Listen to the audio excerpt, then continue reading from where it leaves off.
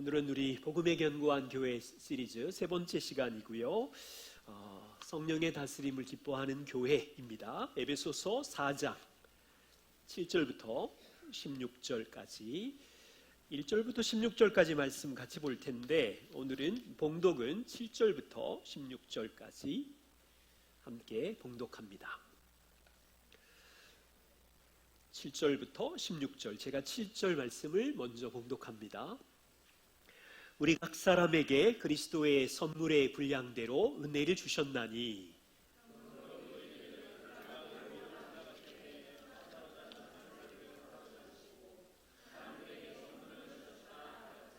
올라가셨다 하시었은즉 땅 아래 낮은 곳으로 내리셨던 것이 아니면 무엇이냐?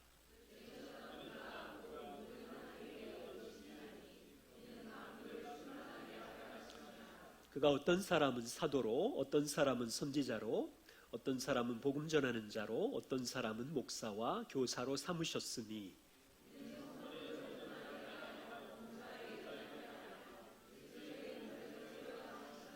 우리가 다 하나님의 아들을 믿는 것과 아는 일에 하나가 되어 온전한 사람을 이루어 그리스도의 장성한 분량이 충만한 데까지 이르리니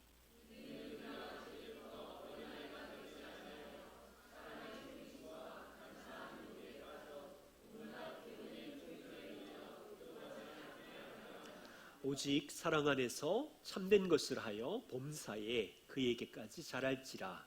그는 머리니 곧 그리스도라. 그에게서 온몸이 각 마디를 통하여 도움을 받음으로 연결되고 결합되어 각 지체의 분량대로 역사하여 그 몸을 자라게 하며 사랑 안에서 스스로 세우느니라. 아멘. 네, 이 말씀 함께 나눌 때 성령의 지혜와 은혜로 우리를 가르쳐 주시기를 기도하겠습니다. 주님, 우리를 하나님의 영광스러운 부르심 안에 초대해 주셔서 자녀로 살게 해주시고 또 교회 공동체 한 몸으로 세워주시니 감사합니다. 교회의 머리 되신 주님이 각 사람을 지체된 우리에게 은혜를 베푸시며 성령 하나님이 각 사람에게 은사를 주시고 성령 하나님이 각 사람의 인생에 인도자로 우리를 주님 닮도록 일하심을 믿습니다. 이 의미가 무엇인지 이 말씀 안에서 발견하게 해주시고 여기 있는 모든 성도들에게 지혜의 영으로 가르쳐 주셔서 성령의 인도하심을 따라 살아가는 인생의 복됨을 경험하게 하여 주십시오. 우리 모두를 주의 손에 의탁드립니다. 예수님 이름으로 기도드립니다. 아멘. 여러분 인생에서 건강한 교회를 향한 소망을 갖고 계시나요? 아니면 주변을 둘러보니 교회에 대한 소망이 흐릿해져서 적당히 교회를 오가시나요? 우리는 지금 건강한 교회에 대한 소망을 나누고 있어요. 우리 모두 다 그와 같은 교회를 꿈꾸고 있습니다. 건강한 교회는 하나님의 주권을, 그것을 찬양하는 교회입니다. 또한 예수의 복음을 기뻐하고 즐거워하는 교회이고, 오늘 세 번째 시간인 건강한 교회는 성령의 다스림이 풍성해서 우리 인생에 성령께서 어떻게 일하시는지 경험하는 교회입니다. 쉬운 예로 부모님이 자녀에게 물려줄 수 있는 최고의 선물, 유산은 무엇일까요?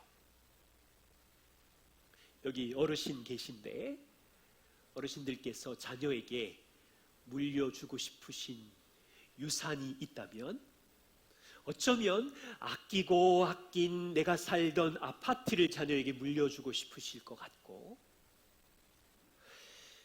절약해서 모은 그 저축 통장을 자녀에게 선물로 주고 싶어 하겠고, 이것도 저것도 없으면 착하고 온유하고 법 없이도 살 수 있는 성품을 물려주고 싶으시겠고, 어떤 이들은 사랑하는 자녀에게 영광의 하나님을 물려주고 싶겠지요.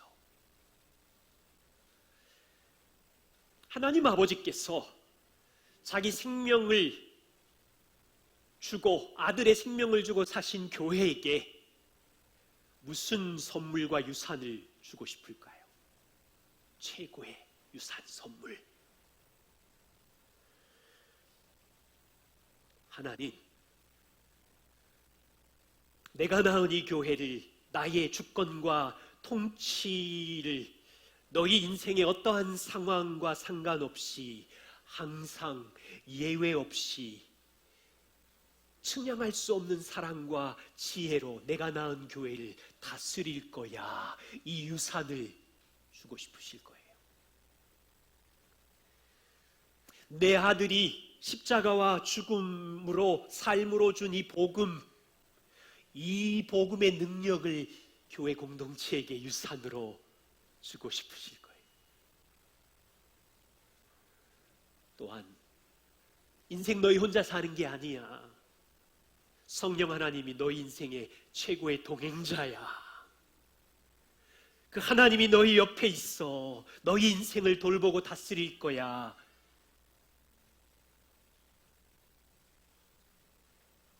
성도들의 심각한 무지는 영원하신 창조자, 영원자, 삼위 하나님의 선물과 유산을 살아가는 동안 잊어버린다는 거예요. 교회가 놓친다는 거예요. 이 말씀의 동기는 주님의 은혜교회가 존재하는 동안 삼위 하나님이 약속하신 이 유산이 이 교회 안에 빛나도록 간직되고 성도들이 알고 지키는 거예요. 오늘 말씀은 성령 하나님에 대한 이야기인데,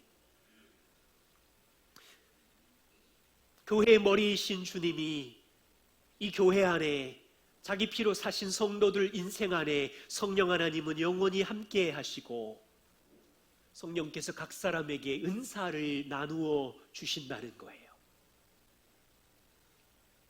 그리고 그 성령 하나님은 이 교회 안에 충만히 임재하시면서 모두가 하나님 아래 하나가 되게 하신다는 거예요.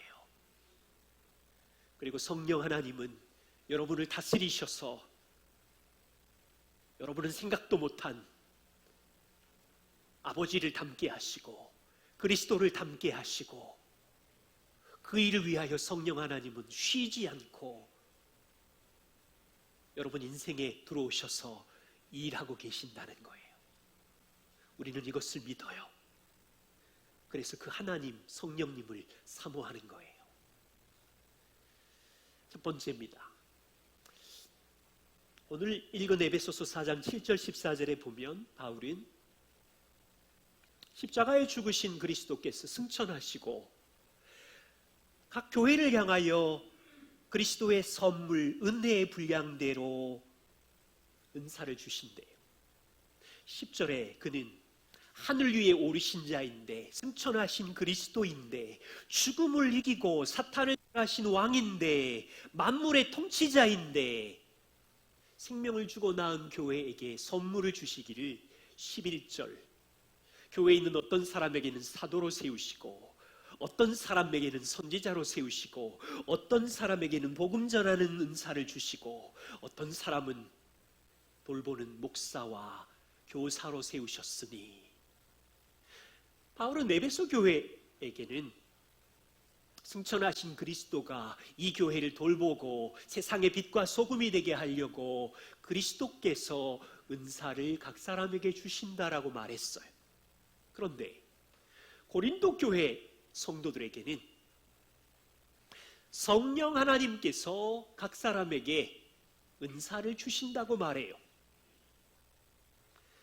고린도전서 12장 어떤 사람에게는 성령으로 말미암아 지혜의 말씀의 은사를 주시고 어떤 사람에게는 같은 성령을 따라 지식의 말씀의 은사를 주시고 또 저쪽에 있는 딴 사람에게는 같은 성령으로 믿음의 은사를 주시고 요 앞에 있는 사람에게는 한 성령으로 병 고치는 은사를 주시고 저기 있는 어르신들에게는 영들 분별함의 은사를 주시고, 저쪽에 있는 젊은이들에게는 각종 방언 말하는 은사를 주시고, 어떤 사람들에게는 통역의 은사를 주시고, 이 모든 은사는 동일한 한 성령이 각 사람에게 나누어 주시는 것인데, 니들이 갖고 싶다고 주는 게 아니라 성령의 뜻대로, 니들이 원한다고 주는 게 아니라 성령의 뜻대로 각 사람에게 나누어 주시는 것이다. 여기 고린도전서에는 9개의 은사가 등장합니다. 에베소서 조금 전에는 4개의 은사가 등장합니다. 그럼 성경에는 성령의 은사가 13개가 전부일까요? 아니요. 로마서 12장 6절 8절, 고린도전서 12장 28절 등등을 찾아보면 서신서에 기록된 성령의 은사는 22가지가 기록되어 있어요. 22가지가 전부일까요? 아니요. 바울은 50가지도 말할 수 있었을 거예요. 이 22가지 중에는 죄송하지만 예배 찬양의 은사는 기록되어 있지 않아요. 방송팀의 은사도 기록되어 있지 않아요. 디자인팀의 은사도 기록되어 있지 않아요. 교회 안에 너무 중요한데,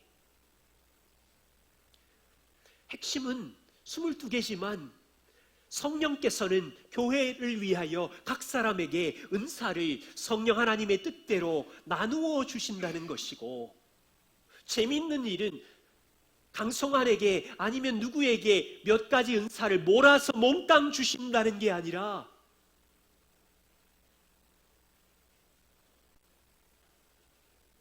여러분 이게 무슨 의미인지 아세요? 서로 상호 의존해야 된다는 거예요. 서로 각자의 은사로 돌보고 사랑해야 한다는 의미예요. 바울은 에베소서 성도들에게 은사를 선물로 주신 목적을 12절에 말합니다. 각 사람에게 준 은사로 성령의 선물이니 서로 돌보고 그 은사로 서로를 섬겨서 옆에 있는 성도를 유익하게 하고 온전하게 봉사의 일을 서로 해라. 그리스도의 몸을 그렇게 세워라.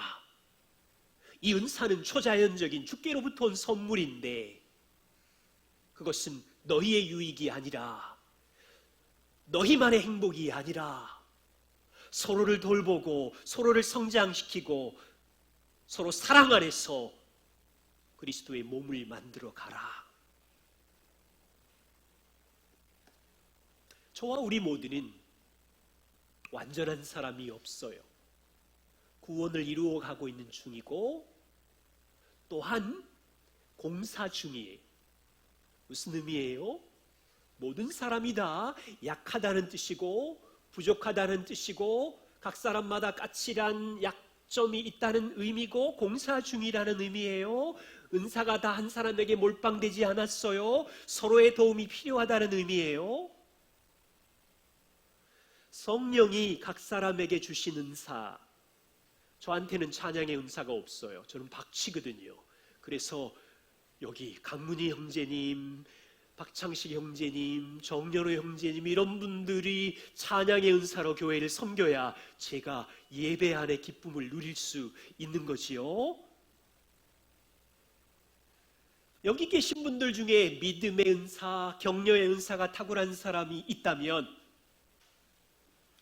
연약해 있고 실망해 있고 좌절해 있는 사람들에게 그 은사로 그 사람을 섬기는 거예요. 그래서 교회를 세우는 거예요. 저에게는 말씀과 가르치는 은사를 주셨기에 여러분들을 섬기는 것이고, 우리 중에 물질의 부유함을 갖고 있는 물질의 은사를 받은 분들이 있다면 눈을 부릅뜨고 누가 연약한 자인지, 누가 가난 속에서 믿음으로 서 있는지를 살피면서 주께서 주신 물질을 흘려보내는 긍휼의 은사로 서로를 돌보는 거라고요. 조심할 것이 있어요. 우리가 죄인이기에 성령께서 주신 은사의 목적을 잊어버리고 서로의 유익, 교회의 몸을 세운다는 목적을 잊어버리고 이 은사가 내 거라고 자랑질을 하는 거예요. 사람을 무시하는 거예요. 비교하고 분리시키는 거예요. 나는 병 고치는 은사가 있다고 자랑을 하고, 나는 말씀을 증거하는 설교자니 무조건 내게 복종하라고 말하고, 나는 성경을 백독했으니 내 말이 진리라고, 나는 기도대장이니 나는 방언을 여러 개 하니 내가 세다고 말하고, 그 은사는 주님이 주신 선물인데 지 것인 것처럼 자랑하고 있고, 이거 어린아이 같은 행동이라고요. 은사는 가졌지만 우리 안에 있는 죄성의 본성이 작동된 거라고요. 성령께서 은사를 주신 목적은 교회의 머리이신 주님이 사랑하는 가족들을 섬기고 돌보라고 주셨는데, 주님이 사랑하는 사람들을 무시하고 손가락질하고 비교하고 있으니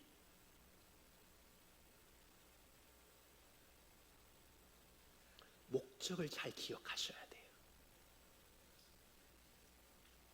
우리 시대에 고민이 있어요. 교회의 고민. 복음을 사랑하고 좋아하는 교회들 중에 이 은사를 중지되었다고 생각하는 교회들이 있어요.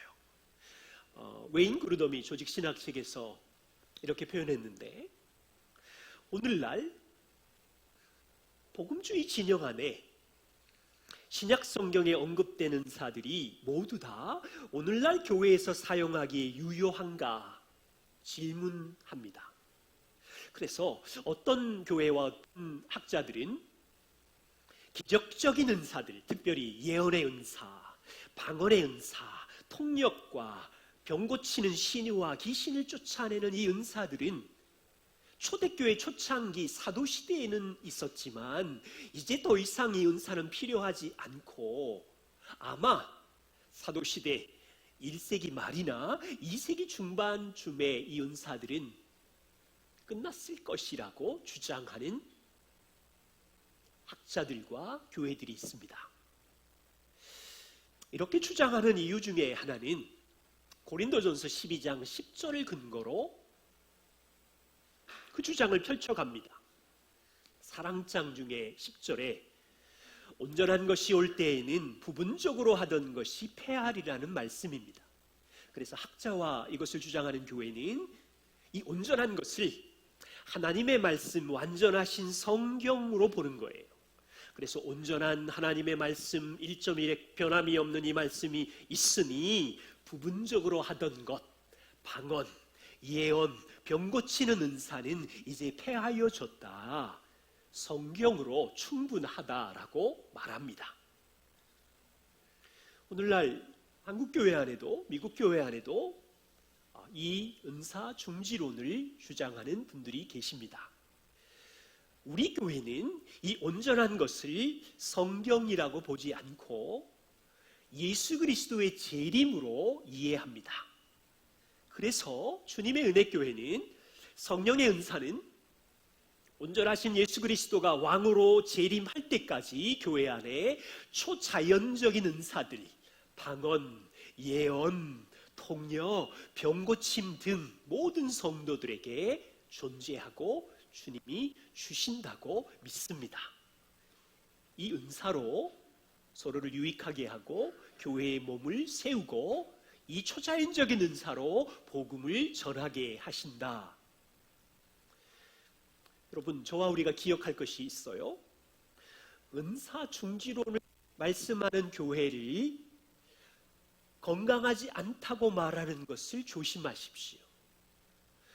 은사 중지론을 말하는 교회들은 생각보다 굉장히 건강하고 복음적이고 본이 되는 배울 점이 참 많습니다. 그러나 은사에 대한 접근 몇 가지가 서로 다르게 보고 있는 거예요.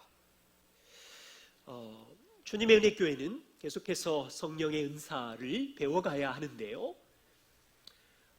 제 포스웰의 말을 인용하고 싶습니다. 패스트 칼리지 학장이신데, 영적인 은사는 그리스도인의 삶에서 중요한 부분입니다. 성경에서 영적인 은사를 더욱 사모하라고 명령하였습니다. 특별히 예언이나 방언이나 치유는 교회 현장에 소홀히 여기는 은사인데, 바울은 고린도전서에 말하기를 예언은 교회에 필요하다, 교회의 성숙과 격려에 필요한 하나님이 교회에 주신 은사로 주셨다고 말합니다. 또한 성경 안에는 방언의 은사가 계속된다고 말합니다. 방언은 말하는 사람 자신도 무슨 말을 하는지 모르지만, 여러분도 모르시죠? 하나님께 드려지는 직접적인 기도입니다. 방언은 주로 개인적인 용도로 사용하지요. 그런데 질서가 필요합니다.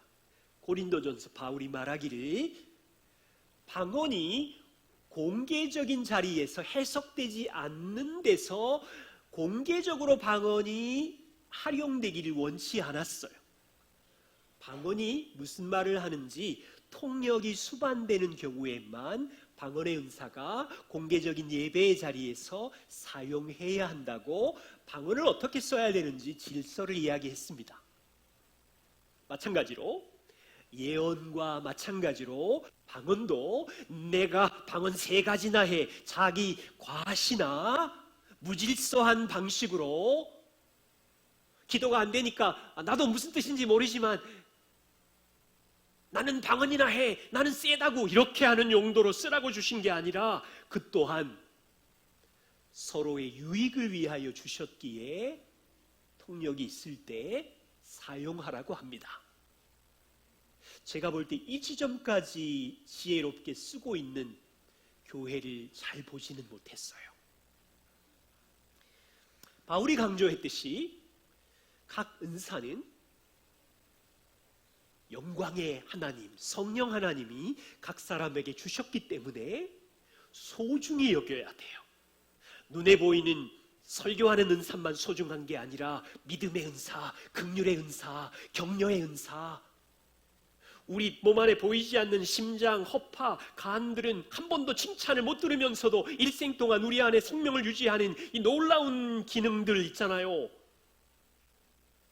손발은 맨날 칭찬을 받는데 보이지 않는 이 한 번도 격려와 칭찬 없는 이 기능들, 모든 은사들이 소중하고 모든 은사들이 하나님께 영광이 되고 다른 사람의 유익을 위해서 사용되기에 성도들은 고린도전서 12장과 13장, 14장 하나님이 기뻐하시는 방식으로 영적 은사를 어떻게 사용해야 하는지 신중하게 인생에서 배워가야 합니다. 주님의 은혜교회도 열심히 배워야 돼요. 두 번째입니다. 바울은 에베소서 4장 1절부터 6절까지 성령이 하시는 일이 교회를 하나 되게 하신다고 말하고 있어요. 그 과정을 좀 보시면 에베소서 4장 4절, 5절, 6절에 보면 바울은 다양한 성도들을 우리는 너무 다양하지만 하나이다라는 이 하나됨을 7번이나 강조하면서 설명을 합니다. 4절에 보시면 에베소 성도 여러분, 우리는 그리스도의 몸 안에 하나입니다. 우리 안에 동일한 성령이 계시기에 하나입니다. 이와 같이 우리는 배경이 다르고 성격과 직업이 다르지만 우리 안에 동일한 성령 하나님이 계시기에 우리는 한 몸이며 성령께서 우리를 이 땅에 소망을 둔 자들이 아니라 하늘 나라라고 하는 동일한 소망을 하나로 주셨기에 우리는 하나입니다. 5절 보세요.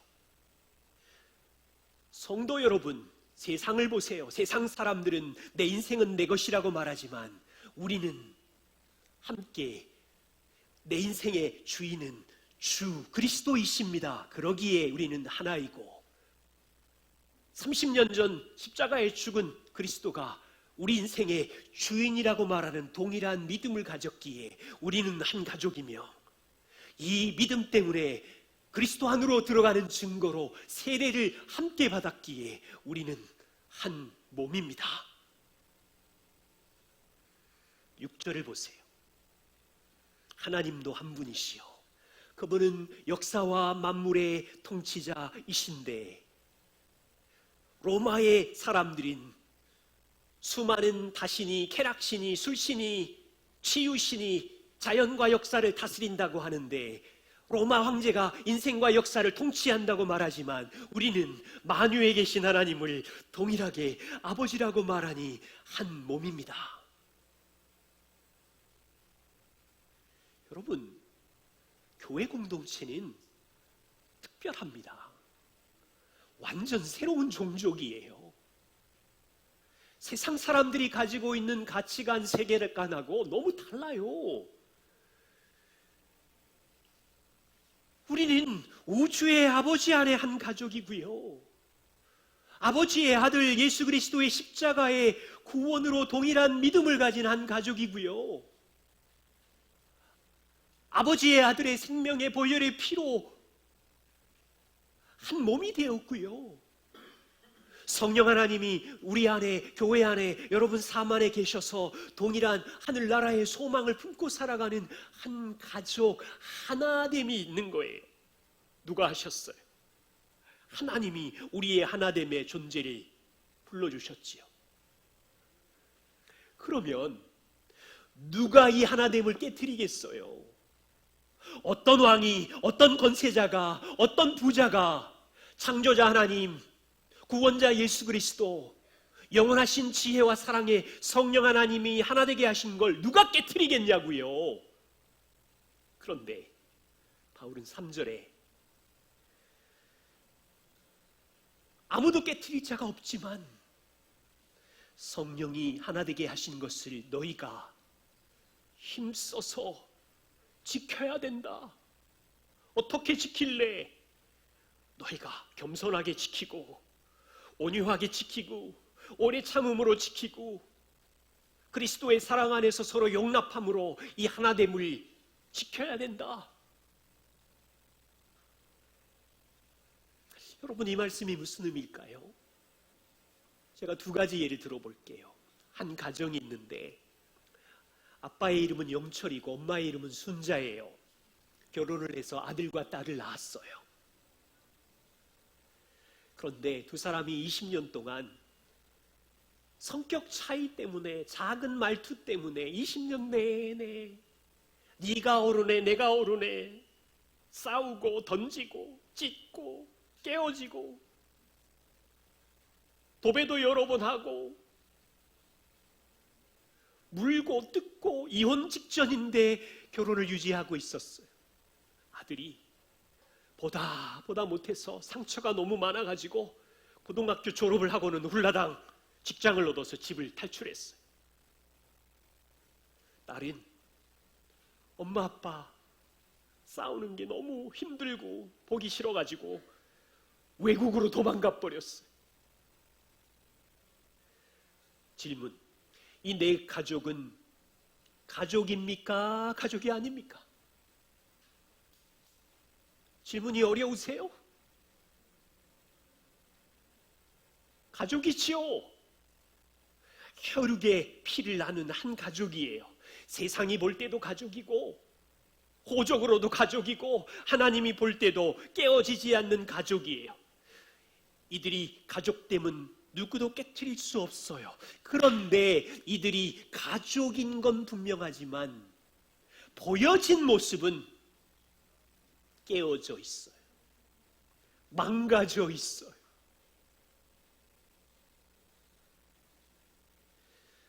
제가 30대 우리 고향교회를 생각하면서 자주 낙심했어요. 고향교회 안에 큰 갈등이 생겼어요. 분명 건물도 있고 성도들은 400~500명이 되는데 모이면 싸워요. 서로 분노를 쏟아내고 주워 담지도 힘든 독한 말을 하고 주먹이 날아가고 급기야는 교회가 둘로 쫙 나누어져서 예배를 따로 드렸어요. 한 무리는 본당을 차지하고 있고 한 무리는 막아서서 올라갈 수 없으니 교육관 한 기퉁이에 모여서 예배를 드리고 수년 동안 그 일을 했어요. 자, 이 교회가 하나님 안에 하나가 맞습니까? 진리는 삼위 하나님이 여전히 사랑하셨고 하나님의 사랑은 변함이 없고 예수 그리스도의 희생의 사랑은 분명히 있고 성령님은 이들을 기다려서 하나 되게 하셨지만 누구도 깨트릴 수 없는 진리지만 30대 제 눈에 보니 교회의 현실은 세상에 시장통도 이렇지는 않을 텐데 깨어져 있고 부서져 있고 상처가 나 있고 그래서 제가 개척을 했는지도 몰라요. 지금은 고향교회가 든든히 서가고 있어요. 회복하는 데 한 10여 년이 걸렸어요. 지금은 건강하고 평안하고 행복해요.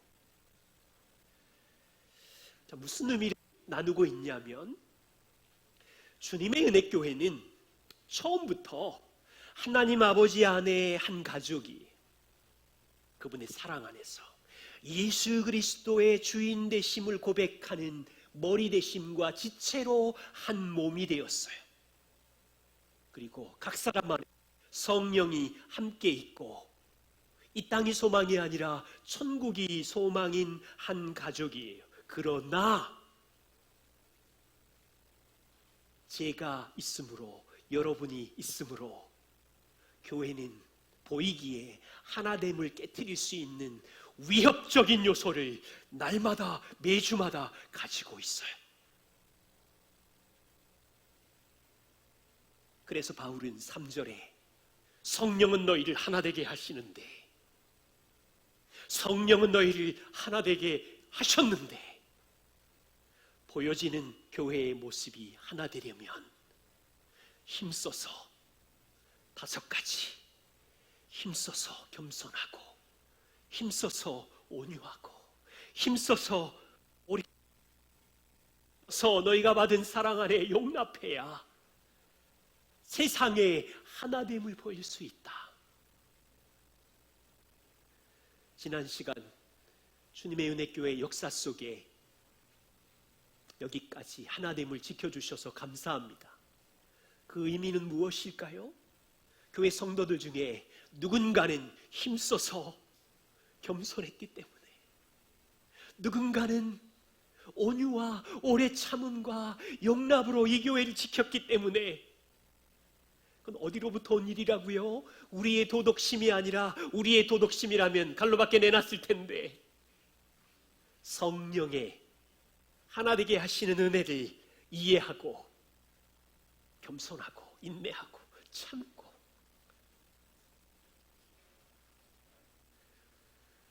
성령께서 이 교회를 하나 되게 하심을 우리가 기뻐할 수 있는 이유인 거지요. 세 번째는요, 성령의 다스림은 이 교회 안에 충만하고 성도들 안에 그 다스림이 강렬할 때 우리는 순종하게 되고 주님을 닮아갑니다. 에베소서 4장 13절 15절 말씀에 보시면 승천하신 그리스도와 성령이 하시는 목표는 분명합니다. 우리가 다 모든 성도들이 예외가 없어요. 모두 다 저는 이 다자가 이번에 은혜가 됐어요. 우리가 다 한 명도 예외 없이 교회 공동체가 하나님의 아들을 믿는 것과 아는 것에 하나가 되어 온전한 사람이 되게 하려고 승천하신 그리스도, 교회의 머리이신 그리스도가 일하고 계시고 성령이 역사하시는구나. 그런데 위험이 있어요. 성도들은 땅에 살아요. 세상의 온갖 문화적 유행과 철학과 교훈과 풍조가 밀려오니 성도들은 요동치고 휘청거리는데 그리스도는, 성령은 그들을 붙들고 있으면서 모두 다 한 사람도 빠짐없이 사랑 안에서 참된 것을 말하며 범사에 머리이신 그리스도까지 자라기를 위하여 그리스도와 성령이 일하신대요. 그런데 어때요? 우리는 교회 현실이 보지요. 갈라디아 교회를 보세요. 바울이 볼 때 갈라디아 교회의 현실입니다. 갈라디아 5장 13절에 보면 바울은 갈라디아 형제 여러분, 여러분은 복음이 주시는 자유를 위하여 부르심을 입었습니다. 그 부르심은 서로를 돌보고 서로 사랑으로 종노릇하는 일인데 그 부르심을 잘못 이해하면 그 자유로 육체의 기회를 삼을 수 있습니다. 복음이 주신 자유를 주셨고 여러분 안에는 성령이 계셔서 그 성령의 다스림을 받으면 서로 사랑으로 종노릇할 수 있는데 15절, 만일 복음의 부르심을 잊어버리고 성령의 다스림에 순종하지 않으면 여러분은 모여서 물고 뜯고 상처 주고 그러다가 피차 멸망할까 조심하십시오.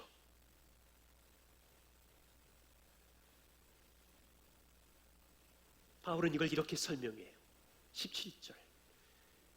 여러분은 과거에 육체의 소욕, 내가 주인이 되어서 내가 하고 싶은 대로 살았지만 이제는 복음을 이해함으로 여러분에게 성령 하나님이 이제 임재하시고 동행자로 인생에서 같이 계시는데 성도가 된 여러분들은 마음 안에 싸움이 일어납니다. 본성 속에 육체의 소욕과 성령의 소욕이 싸우는데 여러분이 성령의 소욕으로 육체의 소욕을 깨트리지 않으면 육체의 욕망을 따라 순종하게 될 때 성령의 다스림을 거절하게 될 때 무슨 열매를 맺는지를 설명합니다. 19절부터 보십시오. 우리 식으로 말해 볼게요. 여러분 안에 성령이 있지만 성령의 다스림을 거절한다면 남아있는 건 여러분 안에 있는 육체의 욕망, 자기 감정과 느낌을 따라서 쏟아낼 텐데 그 쏟아낸 열매는 이와 같습니다. 음행과 더러움과 호색입니다. 이 세 가지는요, 가족과 배우자에게 큰 아픔과 상처를 주는 육체의 욕망이 쏟아져 나온 거예요. 로마라는 사회에 살면서 다 신이었잖아요. 막 신전마다 장기들이 있고 그렇게 합체해서 무슨 천둥 번개가 치고 풍요가 있다는 이런 쾌락의 문화, 불륜, 요즘으로 말하면 이상한 동영상, 이상한 연애, 이런 마음의 욕심이 쏟아지면 음행과 더러운 것과 호색이 일어나면 가정을 깨트리고 배우자의 마음을 아프게 하고, 그 육체의 욕망은 그 정도가 아니에요. 우상숭배와 주술과 이단에 중독되는 열매도 있어요. 이건 뭘까요? 에베소서로 말하면 세상 사람들의 속임수와 간사한 유혹에 넘어간 거예요. 도시마다 거대한 신전에서 절하고 있으니 풍요를 위하여 이 신전에 가서 절하고, 쾌락을 위하여 이 신전 안에서 절하고, 병을 치료하려고 치유의 신전에 가서 절하고, 세상 사람들의 간사한 철학과 유혹에 넘어가면 우상 숭배와 주술과 이단에 빠지는 거라고요. 육체의 욕심의 열매는 이웃과의 관계에서도 나타나요.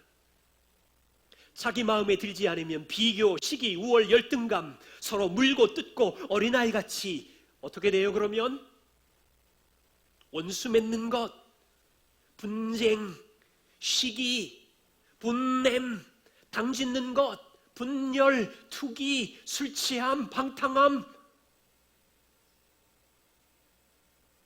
이게 어디 있던 거냐면 마음에 있던 거였어요. 육체의 욕심이었다고요. 성령 하나님이 그들 안에 거룩하게 임재하시지만 성령 하나님을 밀쳐내고 세상의 간사한 유혹과 본성이 원하는 대로 행했더니 이런 열매가 집마다, 교회마다, 도시마다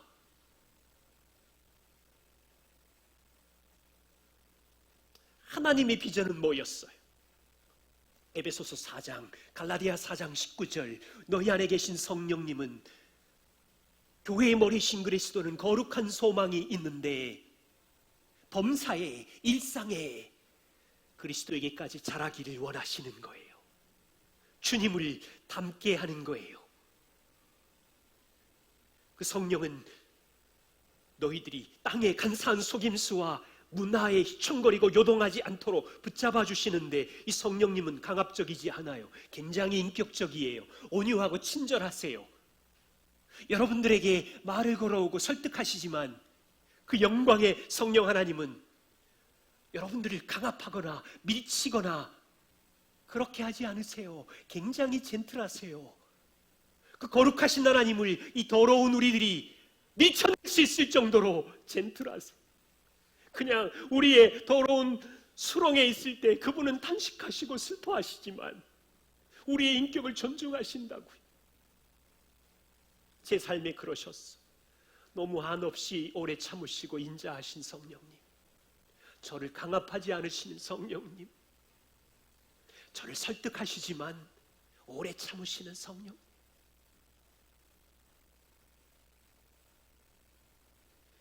성령 충만은 우리 안에 계신 성령님께 순종하는 거예요. 22절, 23절 이 열매는 우리의 도덕심이 아니에요. 하나님의 사랑, 하나님의 기쁨, 하나님 안에서의 화평. 주님이 나를 오래 참으시는 것처럼 우리가 오래 참고, 주님이 나에게 자비하시는 것처럼 자비, 양성, 충성, 주님이 죽기까지 충성하심처럼 우리도 충성하고 온유하고 절제하니 이 같은 법을 금지할 것이 없느니라. 성령 하나님이 우리 안에 일하시기에 이 같은 열매는 저와 여러분 안에 천천히 자라지만 보이지 않는 것 같지만 자라고 있어요. 성령의 열매는 명확하게 들통나게 되어 있어요. 여러분이 진짜 도덕심이 아니라 복음이 주시는 사랑 안에 성령의 다스림의 충만함을 받는다면 우리 안에 넘치는 사랑과 넘치는 이유를 알 수 없는 환경을 뛰어넘는 기쁨을 주체할 수가 없는데 이게 왜 숨겨지겠어요? 화평케함, 오래 참음, 온유음, 절제는 힘이 되어서 숨겨져 있지 않아요. 가까운 배우자가 알고 자녀들이 알아요. 엄마 왜 그래? 왜 그렇게 참는 거야? 아이들은 이해 못해요. 온유와 절제와 함께 인생길을 가다가 보면 풍랑이 쳐요. 그러면 성령의 열매가 더 명확하게 그 집에 보여요. 내 뜻대로 되지 않을 때, 사람이 서로 갈등이 있을 때 어떻게 대처하는지를 조금 보면 성령의 열매가 명확하게 보여요.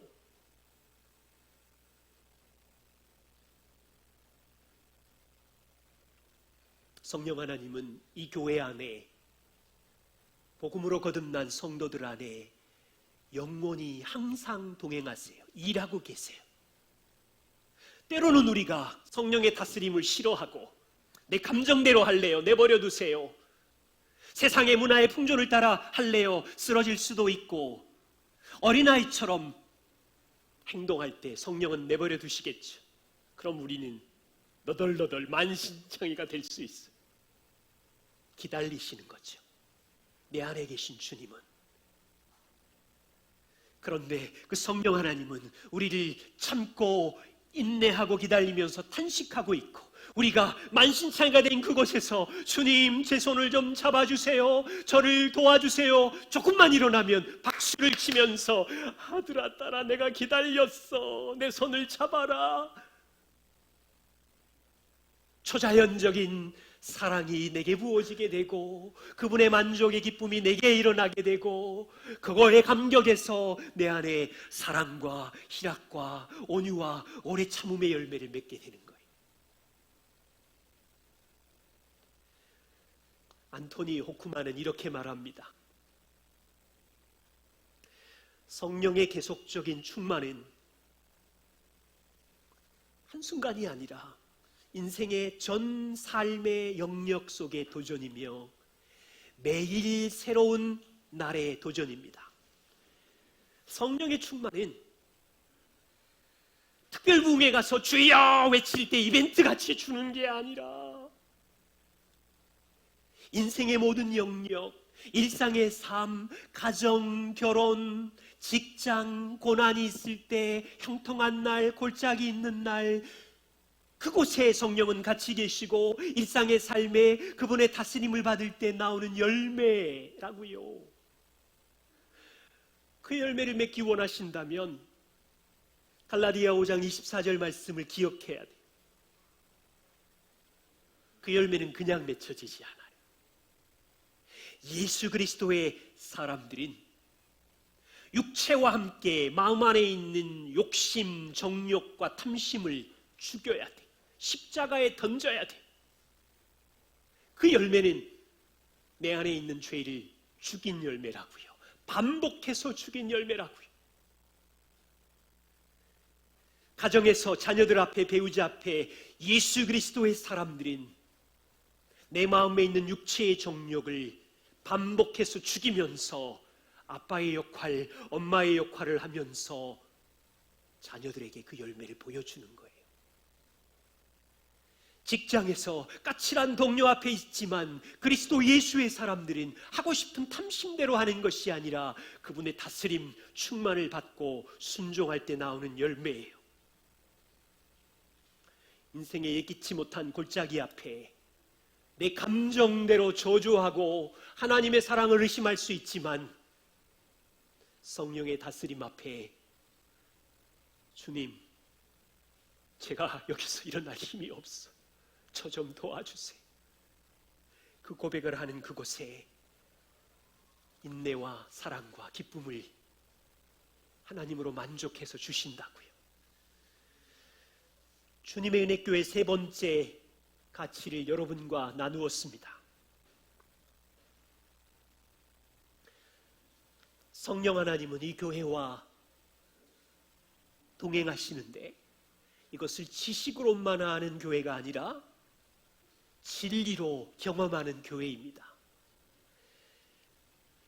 부모가 유산으로 통장에 1,000억이 있다는 것을 주셨다, 이걸 지식으로만 알고 있는 게 아니라 내게 주신 부모의 1,000억 통장을 사용해야 되잖아요. 하나님께서 교회에게 주신 최고의 유산 선물은 성령 하나님의 다스림이고 성도에게 주신 최고의 유산인데 지식이면 억울하지요. 경험해야지요. 성령의 은사는 예배 안에도 역사하시고 각 사람 안에 은사를 주셔서 서로를 돌보고 교회의 몸을 세우게 하시고 성령의 은사는 교회를 하나 되게 하시고 그 성령은 우리를 거룩하게 하시는 거예요. 그때마다 우리가 기뻐하는 거죠. 성령 하나님 사모합니다. 그 일을 우리에게 하십시오. 기도하겠습니다.